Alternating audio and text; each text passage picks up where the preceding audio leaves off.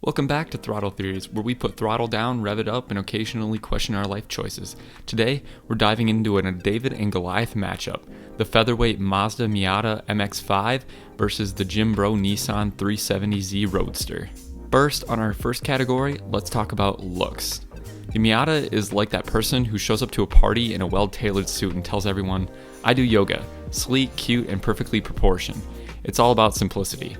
The 370Z, on the other hand, it's like that guy in the gym who skips leg day but brags about his bench press. It's muscular, aggressive, and screams, "I eat Mustangs for breakfast." But beauty is in the eye of the beholder, unless your beholder prefers a six-pack of abs and fake vents. I'll give the Miata a 4 out of 5 and the 370Z a 4.5 out of 5. Alright, in our next category, let's talk about performance. Here's where things get a little bit spicy.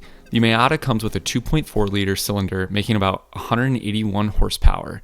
It's not about the straight line speed, it's about that perfectly balanced chassis and that feeling that you're a Formula 1 driver even at 40 miles per hour.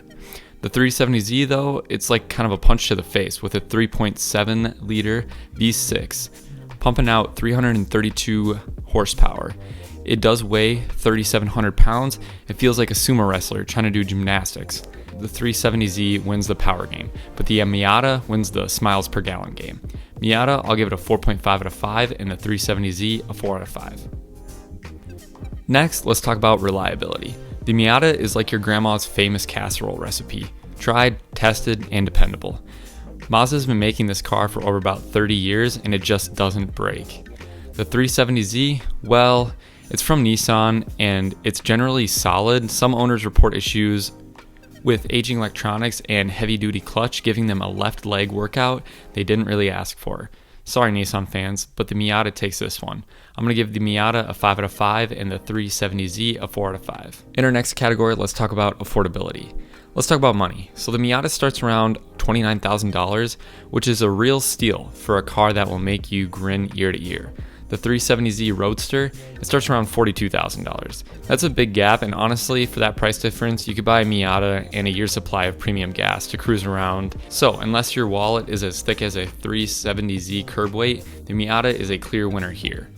Now, it's definitely going to depend, like I say in every video, on where you get it, what year, Facebook Marketplace, all those types of things. It will depend. You can find a nice 370Z Roadster for a little bit cheaper than that, I know that, and also the Miata. But overall, we're just going to be talking about the overall scene, and the Miata wins here. Miata 5 out of 5, 370Z a 3.5 out of 5. In our last category, last but not least, traction. Let's talk about traction.